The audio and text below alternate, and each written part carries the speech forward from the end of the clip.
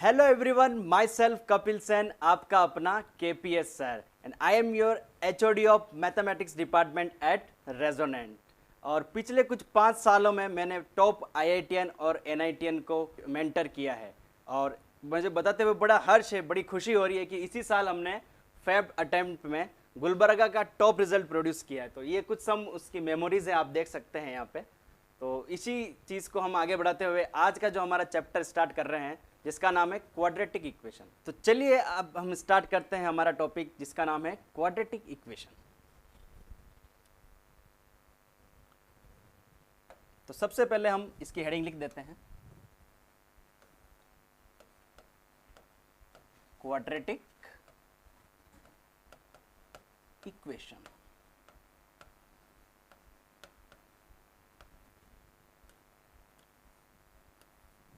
तो quadratic equation बड़ा ही important chapter रहता है मैथ्स में, क्योंकि ये ना कि हम मैथ्स में ज़रूर पढ़ते हैं इस चीज़ को, लेकिन इसका यूज़ हम फिजिक्स और केमिस्ट्री में भी कहीं ना कहीं आप जब आगे जाओगे तो इसको देखोगे ज़रूर। और हमेशा हर साल जेई मेंस और एडवांस में इसका 1 या 2 क्वेश्चन तो आता ही आता है। तो बड़ा ही इंपॉर्टेंट चैप्टर है।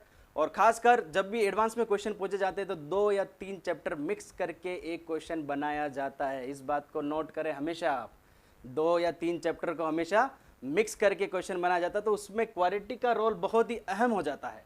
इसी दृष्टि से भी ये बहुत ही इंपॉर्टेंट चैप्टर भी कहलाता है। और बड़ा ही अच्छा चैप्टर है, इजी चैप्टर है, और बड़े ही डेप्थ में अपन इस चीज़ को पढ़ने वाले हैं। तो लेट्स स्टार्ट। तो सबसे पहले हम जो देखेंगे चीज़, किस चीज़, फर्स्ट वन इज पोलिनोमियल।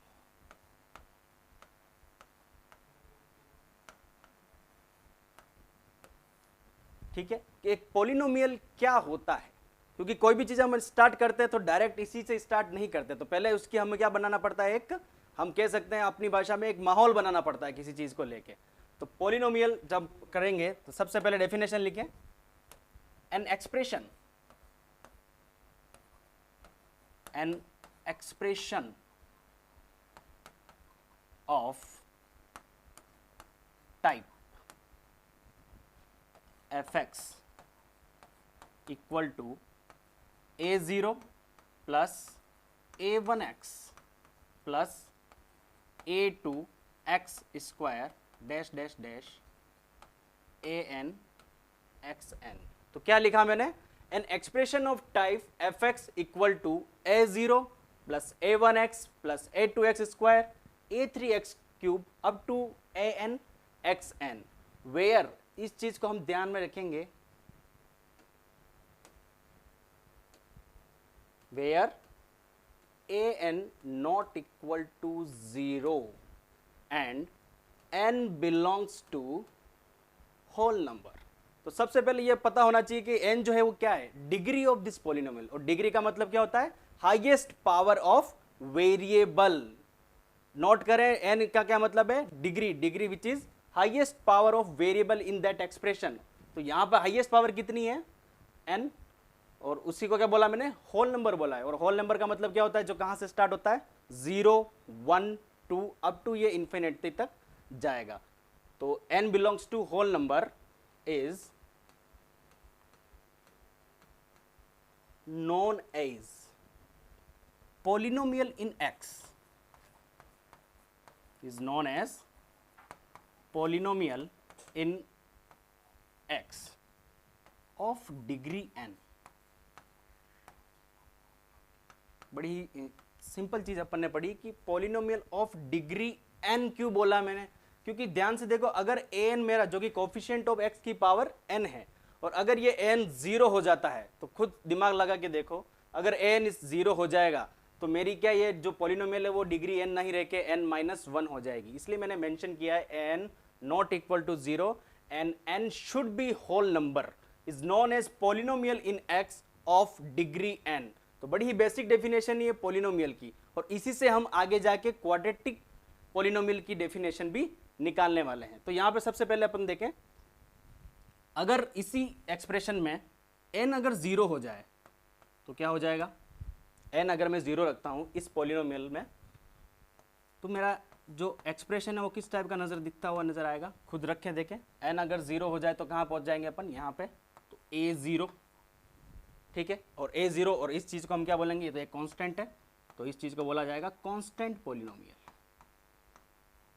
ठीक है, बड़ी लॉजिकल बात है तो कि एक कांस्टेंट है तो क्या हो जाएगा, कांस्टेंट पॉलिनोमियल। ठीक है, और इसके आगे अगर n इक्वल टू 1 होता है तो क्या होगा, अगर n इक्वल टू 1 हुआ तो मेरा जो एक्सप्रेशन है वो किस तरह से दिखाई देगा, a0 प्लस a1x। ठीक है, और इस वाले में केस में क्या बोलूंगा, ये तो एक लीनियर एक्सप्रेशन है तो ये क्या हो जाएगा, लीनियर पॉलिनोमियल। बड़ी बड़ी बेसिक चीजें देख रहे हैं अपन। n इक्वल टू अगर 1 हुआ तो fx equal to a0 plus a1x, this is known as linear polynomial. अब अगर n इक्वल टू 2 हो जाए, ठीक है, n कौन है यहाँ पे, डिग्री ऑफ पॉलिनोमियल, अगर n अगर 2 हो जाए तो इस एक्सप्रेशन में n 2 रख के हम देखेंगे तो n हुआ 2, तो क्या एक्सप्रेशन बना मेरा, a0 plus a1x plus a2x square, और a0 यहां पर क्या है, कांस्टेंट टर्म, a1 क्या है, coefficient of x, and what is a2, coefficient of x square. तो यहां पर फिर fx कैसा दिखाई देगा मेरा, then fx equal to a0 plus a1x plus a2x square. तो ध्यान रखिए इसी चीज को मैं क्या बोलूंगा, मैं क्वाड्रेटिक पॉलिनोमियल,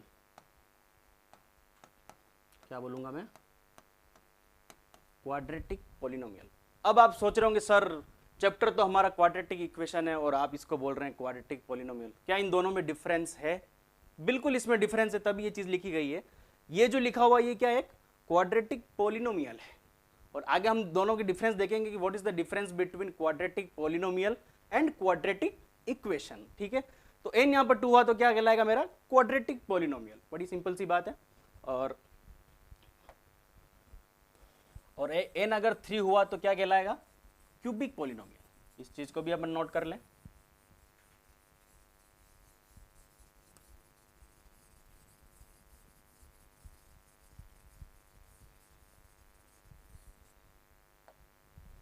ठीक है, n अगर 3 होता है तो मेरा fx किस टाइप का दिखाई देगा, कुछ इस तरह से, a0 plus a1x plus a2x square plus a3x cube, और इसको मैं क्या बोलूंगा, ये मेरा क्या है, क्यूबिक पॉलिनोमियल, राइट।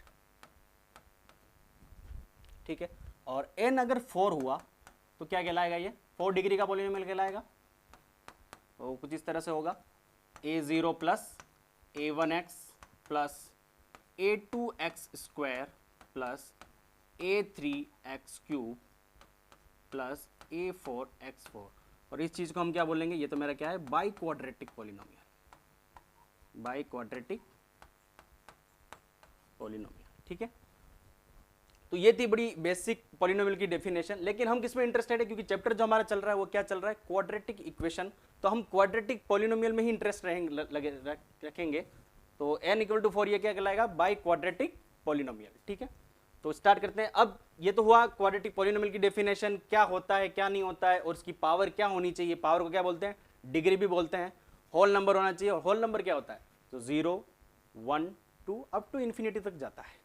और व्हाट अबाउट नेचुरल नंबर, वो कहाँ से होता है, वो 1 से होता है। तो बड़ी छोटी सी चीज़ें हैं, आप बड़ी 10th तक आपने पढ़ी होगी, लेकिन हर चीज़ों को साथ में लेके चलेंगे तभी मैथ्स कहीं ना कहीं आपको ईजी दिखती हुई नजर आएगी। वरना बच्चों को हमेशा ऐसा लगता है कि मैथ्स तो सर बड़ी हार्ड होती है, समझ में नहीं आती है। वो समझ में इसलिए नहीं आती क्योंकि कहीं ना कहीं अपन बेसिक जो है उसका चूक रहे होते हैं। ठीक है, तो ये थी पॉलिनोमियल की डेफिनेशन। सो नेक्स्ट सब topic is what is the difference between quadratic polynomial and quadratic equation. तो नेक्स्ट सब चैप्टर है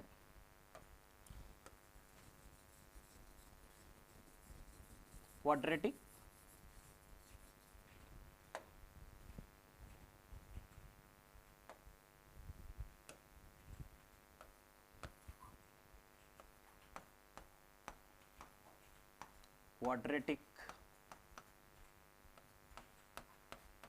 polynomial and quadratic equation.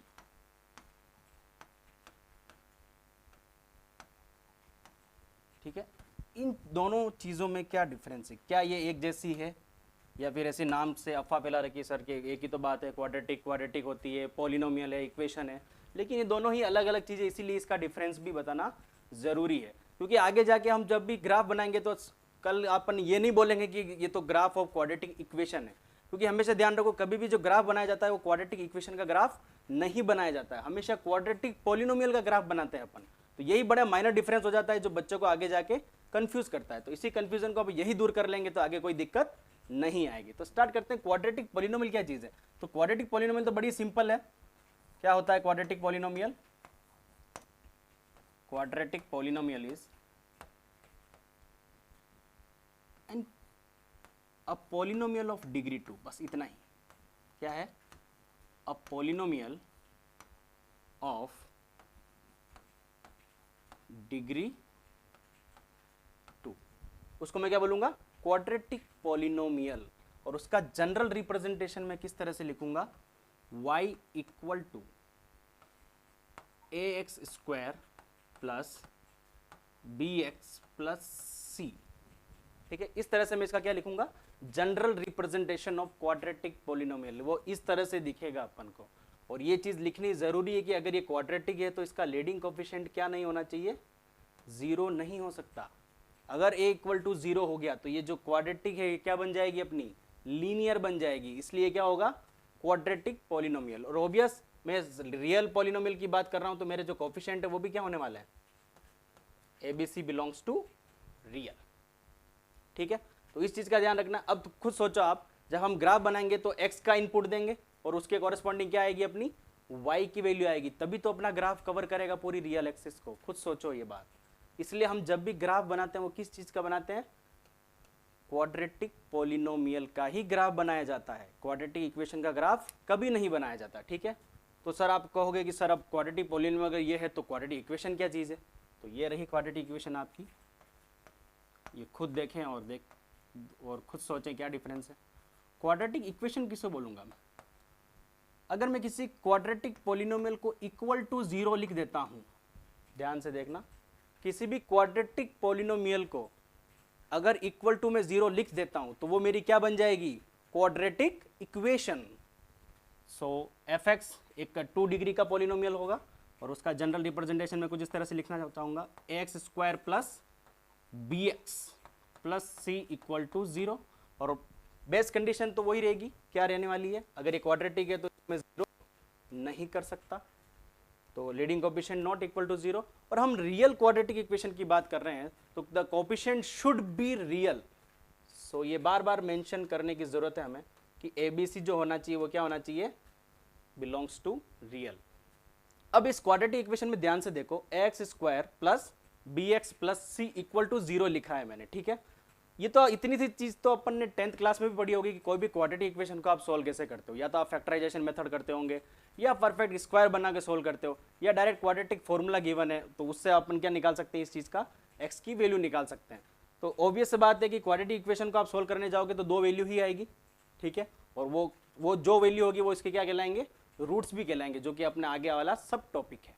तो इस चीज को हमेशा ध्यान रखना कि अब जब जैसे तुम ग्राफ बनाओगे तो वो क्वाड्रेटिक इक्वेशन का ग्राफ नहीं बना सकते, क्योंकि क्वाड्रेटिक इक्वेशन से तो हमेशा अपन को 2 ही वैल्यू आएगी, तो उस वैल्यू को तो कैसे प्लॉट करेंगे, है ना? तो क्वाड्रेटिक पॉलिनोमियल और क्वाड्रेटिक इक्वेशन के बीच में ये बड़ा ही माइनर डिफरेंस है, तो बच्चे समझ नहीं पाते हैं, लेकिन आगे जाके कंफ्यूज हो जाते हैं ना। तो ये चीज़ को ध्यान में रखना है। होप यहाँ तक आपको समझ में आ गया होगा। चलो बच्चों आगे बढ़ते हैं। अब हम देखेंगे difference between roots and solution of quadratic equation. So difference between roots and solution of quadratic equation। ठीक है, सबसे पहले हम रूट्स की डेफिनेशन देखेंगे, क्या चीज है ये रूट्स ऑफ क्वाड्रेटिक इक्वेशन। ठीक है, तो रूट्स जो है वो क्वाड्रेटिक की जान भी कहा जाता है, तो बड़ा ही इंपॉर्टेंट रहता है और बड़ा माइनर डिफरेंस है दोनों के बीच में। ऐसा भी नहीं है कि बहुत ही ज्यादा है, इधर है उधर है। तो डिफरेंस बिटवीन क्या है? रूट्स क्या है? Values of x which satisfy the quadratic equation is known as roots of that quadratic equation. इतनी ही डेफिनेशन है। कि x की वो वैल्यू जिसको रखने पे क्वाड्रेटिक इक्वेशन की वैल्यू क्या हो जाए, 0 हो जाए, उसको हम क्या बोलेंगे, रूट्स ऑफ दैट इक्वेशन। ठीक है, फॉर एग्जाम्पल मैं अगर कुछ लेता हूं, एक क्वाड्रेटिक इक्वेशन है मेरे पास, x square minus 3x plus 2 equal to 0।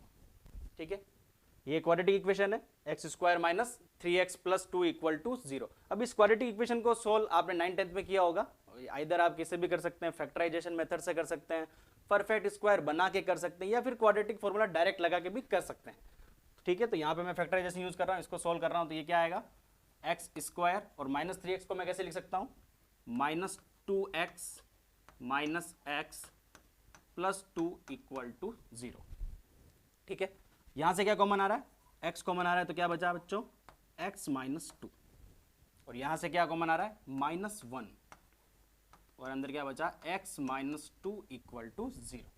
ठीक है, तो इसको सिंप्लीफाई किया मैंने, तो यहां से आया x माइनस 2 और x माइनस 1 इक्वल टू 0। ठीक है, तो यहां से आया x इक्वल टू 1 एंड 2।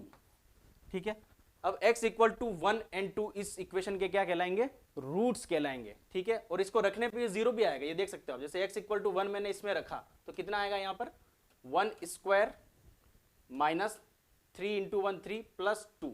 ठीक है, तो इसको सोल्व किया तो कितना आया, 1 प्लस 2 कितना आ जाएगा, 3 minus 3 which is equal to 0। ठीक है, और हमेशा ध्यान रखना, किसी भी क्वाड्रेटिक इक्वेशन के जो नंबर और रूट्स की बात की जाएगी तो हमेशा कितने होंगे, 2 ही होंगे, जितनी उसकी डिग्री उतने उसके रूट्स कहलाएंगे। ठीक है, और नेक्स्ट डेफिनेशन है अपनी, सॉल्यूशन ऑफ क्वाड्रेटिक इक्वेशन। ये क्या चीज है, बड़ा ही माइनर डिफरेंस है ये। ठीक है, सॉल्यूशन ऑफ क्वाड्रेटिक इक्वेशन,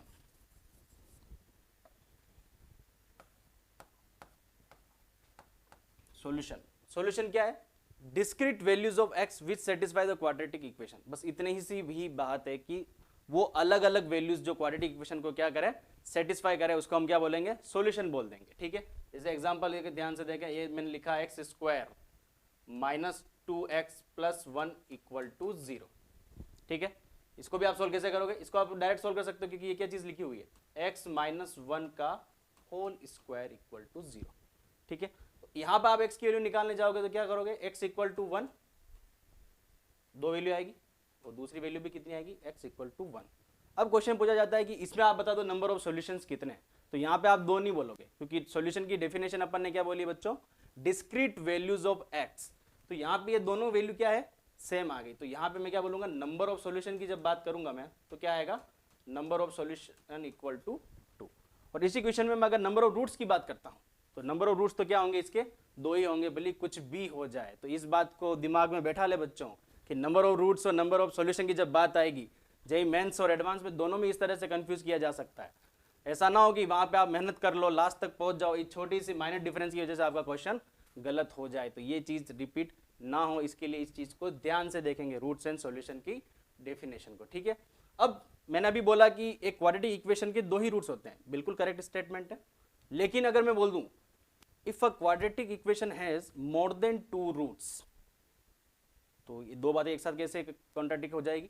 ठीक है, लेकिन हमेशा ध्यान रखना, जब भी कोई स्टेटमेंट बोला जाता है, अगर वो ऑलवेज ट्रू है तब ही बोला जाता है। ठीक है, तो 2 रूट्स होते हैं, ये हमेशा ट्रू ऐसा होना जरूरी है। ठीक है, अगर मैं बोलता हूं कि 2 से ज्यादा रूट हैं, इसका मतलब कोई ना कोई कंडीशन उसके साथ में होनी जरूरी है, तभी ऐसा हो पाएगा। वो अपन आगे देखेंगे, वो क्या पढ़ेंगे, आइडेंटिटी के नाम से भी पढ़ेंगे। ठीक है, तो यहां तक आपको समझ में आया होगा बच्चों। ठीक है, तो नेक्स्ट 4th जो अपना सब पार्ट है वो क्या है, आइडेंटिटी।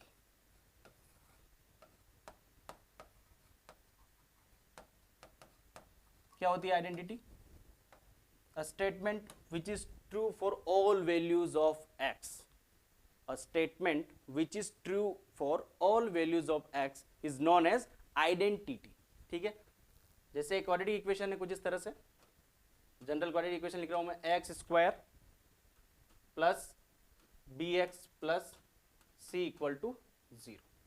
ठीक है, अभी पूछा जाए कि इसके नंबर ऑफ रूट्स कितने हैं, तो आप बोलोगे कि सर नंबर ऑफ रूट्स तो 2 ही हैं, बिल्कुल सही बात है, लेकिन अगर मैं यहां पे बोलूं, एक कंडीशन ले रहा हूं मैं, let a equal to B equal to C equal to अगर 0 हो जाए, तब क्या होगा बच्चों, तो कहीं ना कहीं ध्यान से देखो, अगर ए भी 0 हो जाए, बी भी 0 हो जाए, अब ऐसा नहीं कि ए कल 0 हो रहा है, बी परसों 0 होगा, सी उसके बाद, तीनों ही एक साथ 0 होना जरूरी है। साइमल्टेनियसली ये कंडीशन सेटिस्फाई होगी कि ए और बी और सी की वैल्यू क्या होनी, तीनों एक साथ वैल्यू 0 होना जरूरी है।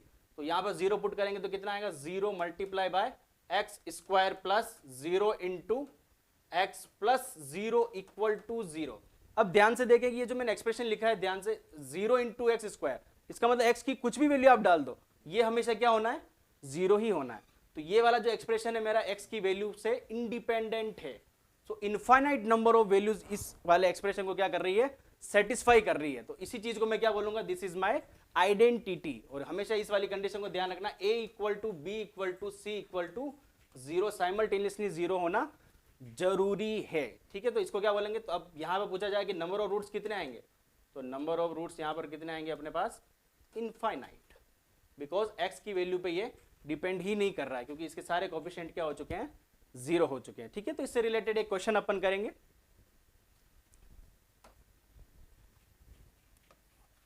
एक क्वेश्चन है कुछ इस तरह से, p square minus 3p plus 1 x square, ठीक है, plus p square minus 4 multiply by x plus p minus 2 equal to 0।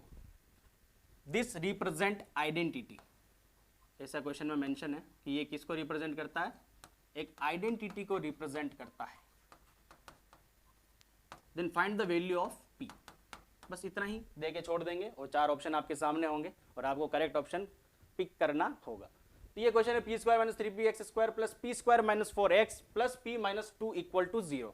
This equation represent identity. उससे आगे वाले ने बोल दिया कि ये जो इक्वेशन है वो क्या है, आइडेंटिटी है। तो आपको p की वैल्यू फाइंड करनी है। तो p की वैल्यू फाइंड करने के लिए क्या कंडीशन थी, coefficient of x square equal to coefficient of x plus constant term, तीनों ही एक साथ क्या होना जरूरी है, तीनों को एक साथ क्या कर दो, 0 कर दो। तो मैंने इसके कोफिशिएंट को 0 किया तो कितना आया, p square minus 3p plus p equal to 0, और यहाँ पे कितना आया, p square minus 4 equal to 0 and p minus 2 equal to 0।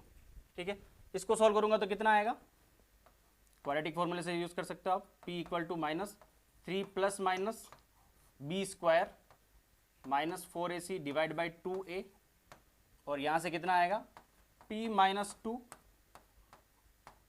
p plus 2 equal to 0। ठीक है, और यहाँ पे कितना आया, p इक्वल टू 2, ये तो सीधा ही आ गया। ठीक है, अब यहाँ पे ध्यान से देखो क्या वैल्यू आ रही है अपने पास, 3 प्लस माइनस √5 डिवाइड बाई 2। ठीक है, और यहाँ पे सोल्व किया तो कितना आया, p equal two plus minus 2 और p इक्वल टू 2।